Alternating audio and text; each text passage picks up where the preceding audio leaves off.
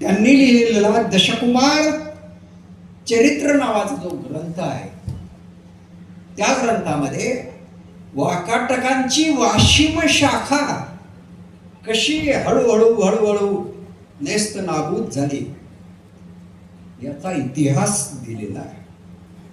मित्रांनो, इथपर्यंत आपण आलो तो आधीचा सगळा काळ थोडस झपाट्याने घेतो, कारण मला वाशिमकरांवर बोलायचं आहे. त्याच्यानंतर अलीकडच्या कालखंडामध्ये कोण कोण होऊन गेली ते गीता साने हे नाव किती जणांनी ऐकलेलं आहे. डॉक्टर श्रीकांत सर, त्यांच्याबद्दल काही वाकाटक मध्ये काही वेगळं असं त्यांचा फोटो वगैरे आहे का लावलेला? गीता साने यांच्याबद्दल. गीता साने या कामगार नेत्या होत्या. भाऊजी साने टिळक चौकामध्ये त्यांचं वास्तव्य आहे, जिथे मोहन पाठक राहतात ती जागा. ते भाऊजी सानेंची ही कन्या होती आणि उभा भावेंच्या सोबत होत्या त्या आणि पुरोगामी विचाराच्या होत्या आणि कामगार नेत्या म्हणून बिहारमध्ये त्यांचं पुढचं आयुष्य गेलं. मला वाटतं इतक्याच लोकसत्तामध्ये त्याच्याबद्दल एक त्यांनी लिहिलं. तर ह्या गीता साने बहुतेक धनबादला होते त्या आणि त्यांचे मिस्टर तिकडे कोळसा खाणीमध्ये काहीतरी अधिकारी पदावर होते आणि तिथे त्या राहत होत्या. म्हणजे तो मराठी मुलूक नव्हता, हिंदी भाषिक असेल किंवा तिकडे जी कोणती असेल वगैरे, पण तिथे राहून त्यांनी मराठीमध्ये कादंबऱ्या आणि कथा लिहिल्या. आणि आश्चर्य आहे की त्यांच्या कथा कादंबऱ्या मौज सारख्या एका मातब्बर प्रकाशन संस्थेने प्रकाशित केल्या. सरांनी आताच पुवा भावेंचा उल्लेख केला, त्यांचंही वास्तव्य इथं होतं. कवी अनिल बराच काळ इथं न्यायाधीश म्हणून होते. राम शेवाळकर इथल्या जिल्हा परिषदेच्या हायस्कूलमध्ये शिक्षक होते. ही मोठी माणसं या वाशिमच्या मातीत राहून गेलेली आहेत. आणि मला सांगा मग, इतकी मोठी माणसं याच्यापासून ज्याचा आपण पहिला उल्लेख केला कथेवाला, एवढी माणसं जर या मातीमध्ये राहिली तर या मातीमध्ये किती ऊर्जा आहे. मग त्या ऊर्जेनं आम्ही पेटणार नाहीत का? आमच्यात काही स्फुल्लिंग येणार नाही का? निश्चित येणार. नंतरच एक असं कुटुंब की ज्या कुटुंबातले सगळेच लेखक कवी होते, कवी मंडळ कुटुंब. त्यातल्या ज्या भगिनी होत्या मोठ्या, त्यांचं नाव सुनीता. त्यांचे जे बंधू होते भाजा कवी मंडळ, समीक्षक होते, मोठं नाव होतं सरोज कवी मंडळ. यांना आपण पाहिलेलं आहे इथल्या राजस्थान कॉलेजमध्ये त्या प्राध्यापिका होत्या. त्यांचे बंधू विजय कवी मंडळ हे कादंबरीकार म्हणून होते. आणि इथपर्यंत येऊन मी आता थांबतो, कारण मला आता बोलायचंय आजच्या माणसांबद्दल. हा एक पहिला टप्पा माझ्या भाषणातला संपला. भाषण नाही म्हणून, पण जे काही मी तुटकं बोललं किती वाजले, कारण मला प्रशांतचा वेळ नाही घ्यायचा.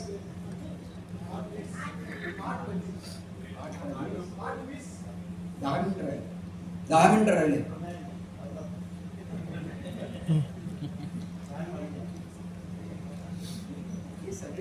इंग्रजीची देण आहे.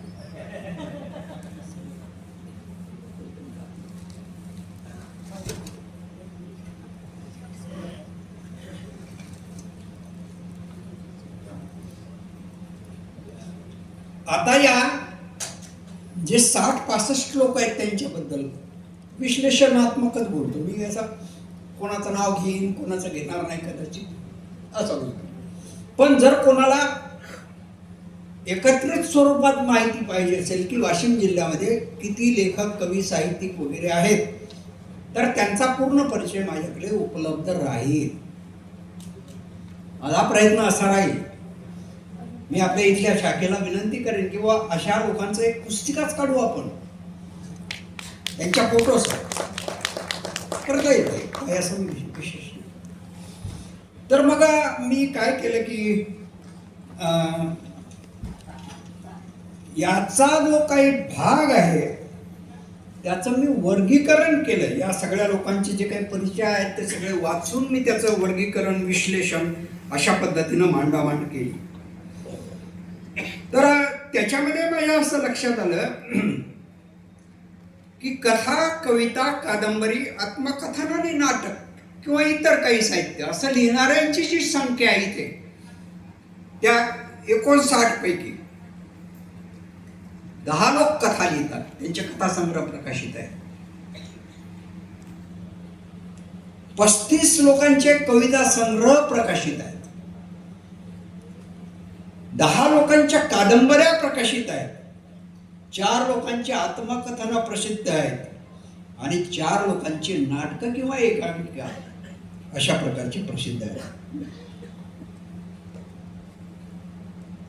तर आशादायक चित्र आहे का? फार निराशादायक चित्र नाही की ठीक आहे, काही हरकत नाही. सगळ्या प्रकारामध्ये लोक आहेत, थोडेसे कमी जास्त आहे.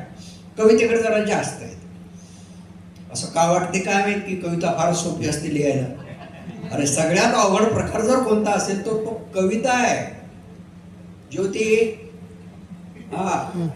इतकं सोपं नाही. मी त्याला टिकारलं होतं. मला जेव्हा पहिल्यांदा भेटायला आली होती तेव्हा म्हटलं 5 वर्ष तुझी कविता पाहतच नाही. पण तिने हिंमत सोडली नाही. नाहीतर काय करतात लोक, अरे त्यानं मला असं म्हटलं काय, त्याचं उत्तरता पाहणारच नाही, लिहितही नाही जात. पण ते तसं नाही, फार तिच्यामध्ये ऊर्जा आहे. तर याच्यामध्ये विशेष पुरस्कार लाभलेल्या काही लोकांचा आपल्याला उल्लेख करायचा आहे. महाराष्ट्र राज्य वाङ्मय निर्मितीचा जो पुरस्कार आहे तो आपल्या इथे 6 जणांना मिळालेला आहे. पहिले कैलासवासी शिंदेबाई आणि त्यांचा माझा गाव या नावाचा कथासंग्रह होता, त्याला शांताबाई शिंदे, त्यांना पुरस्कार मिळाला. दुसरा पुरस्कार मिळाला होता आमच्या नामदेवरावांना, त्यांच्या राघववेळ कादंबरी. नंतरच्या ऊन सावलीला सुद्धा मिळालेला आहे. 2 पुरस्कार आहेत त्या. तिसरा पुरस्कार आहे मला. माझ्या पखाल आणि वारुळ या 2 कादंबऱ्या म्हणजे 2 पुरस्कार आहेत. 4था पुरस्कार आहे धोंडूजा इंगोले साहेब, समोर बसलेले आहेत माझ्या. अतिशय विकल अवस्थेत ते अशा कार्यक्रमाला येतात म्हणजे त्यांचं कौतुक वाटते. त्यांच्या रेल्वाई कोटर या संग्रहाने. 5वा डॉक्टर विजय जाधव सरांना. कोणत्या त्या कथासंग्रहाचा? आता एक नाव मी विसरायलो का? आणखी कोणीतरी एक राहील.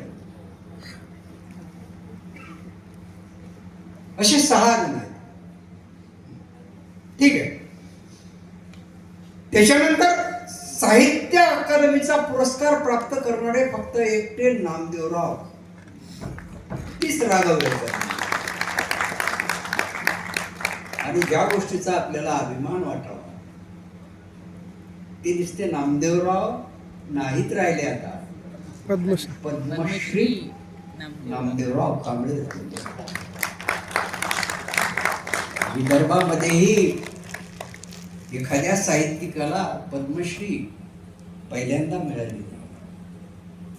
केवढा गौरव पाहिजे. आणखी काय पाहिजेत वाशिमकरांना. याच्यामध्ये आणखी काही पुरस्कार फार महत्वाचे आहेत. जसं की विशाखा पुरस्कार आहे, महत्वाचा पुरस्कार आहे. गजानन भुसेंना मिळाला. आमच्या शिरसाट सरांना मिळाला. आणखी एखाद्या कोणाला तरी असावा. आणि बाकी मग राज्यस्तरावरचे जे काही अनेक पुरस्कार आहेत ते अनेकांनी अनेक ठिकाणचे प्राप्त केलेले आहेत. माझ्यासमोर ताजने सर आहेत. त्यांचे एकूण 4-5 कविता संग्रह झालेले आहेत. अनेक पुरस्कार त्यांना मिळालेले आहेत. ही जी या लोकांची मी यादी तयार केलेली आहे त्याची तालुकावार अशी वर्गवारी मी केली. वाशिम शहर किंवा वाशिम तालुका याच्यामध्ये मला 40 लोक लिहिणारे आढळले. बापरे, एक काळ असा होता की कारंजा आघाडीवर होता आणि आता मात्र वाशिमनं आघाडी घेतलेली आहे. रिसोर्ट मधून फक्त 2 जण आहेत, चाफेश्वर आणि शेषराव धांडेंचे बंधू मोठे. मालेगाव मधून 3 जण आहेत. त्यातला एका कादंबरीचा मला उल्लेख करावा लागेल, शौर्य शंभू रवी बाविस्कर. मोठी अशी जाड कादंबरी त्यांची, मला त्यांनी ती भेट दिलेली आहे. संभाजीवरची. किती ताण मारावा लागतो एखादं ऐतिहासिक स्वरूपाचं लेखन करताना. डॉक्टर बाबासाहेब आंबेडकर आणि गांधी असं लिहिताना नामदेवरावांनी पाहिले आणि ते असे मान खाली मोडून लिहित वाचत बसत. सोपं नाही. मंगरुळपीर तालुक्यातून 3 जण आहेत. मानोरा तालुक्यातून दोघं आहेत. एक विमानताई वाघमारे आहेत आणि कारंजा तालुक्यातून मात्र 8 जण आहेत. मला आणखी एक उल्लेख वेगळा याच्यासाठी करायचा आहे की आमचे ढोले सर, दीपक ढोले, सैनिकी कविता त्यांनी त्याचं संपादन केलेलं आहे. जरा वेगळेपण आहे त्यांचं. त्यांच्या कविता संग्रहाचं चांगलंच आहे तो, पण हे महत्वाचं. त्याच्यानंतर आलो मी काय हरकत नाही. आंबेडकरी विचारांची कविता जी आहे ती जवळपास 40% इतकी आहे. सर्वाधिक कविता आहे. शेती, शेतकरी, शेतमजूर या संदर्भातल्या कविता 25% आहेत. स्त्री जीवन विषयक जाणीवा लिहिणाऱ्या ज्या कवयित्री आहेत, देवाजी मॅडम किंवा आमच्या मधुराणी आहेत, ही जी संख्या आहे ती पुन्हा 25%वरच आहे. प्रेम, शिक्षण, आरोग्य, इतर जीवनाशी संबंधित असणाऱ्या कविता 6% मला आढळल्या आणि विनोदी स्वरूपाचं जे लेखन आहे ते 2%वर आलं. त्यातले आमचे ठोकर इथं आलेले आहेत. हा, राजेश ठोकर. त्याचं कथाकथन जर तुम्ही ऐकलं तर चकित व्हाल. काय कथा सांगते हा माणूस. आणि दुसरे अशोक मानकर. दुर्मिळ लोक आहे ते, त्यांना जपायला पाहिजेत आपण. हे गंभीर स्वरूपाचं लेखन करणारे अनेक आहेत, पण असं विनोदी लिहिणं फार अवघड आहे. वयोगटानुसार इथं ज्या पिढ्या दिसतात मला त्या 3च पिढ्या आहेत. पहिली पिढी साधारणतः 55 ते 60च्या वर गेलेली, 17 लोक आहेत त्याच्यामध्ये.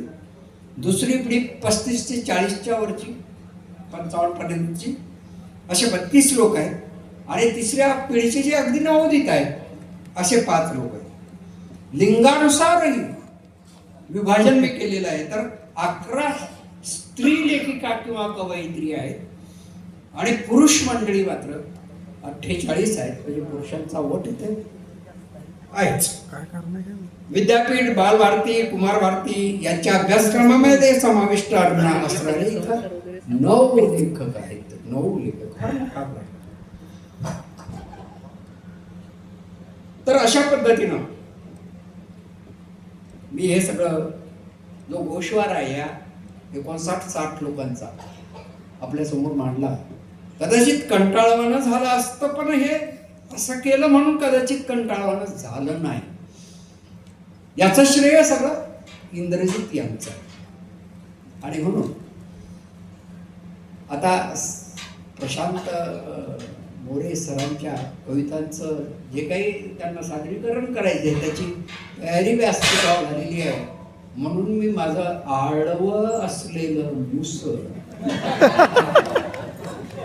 आपणा सर्वांचं मनपूर्वक आभार मानून माझं घेतो. धन्यवाद.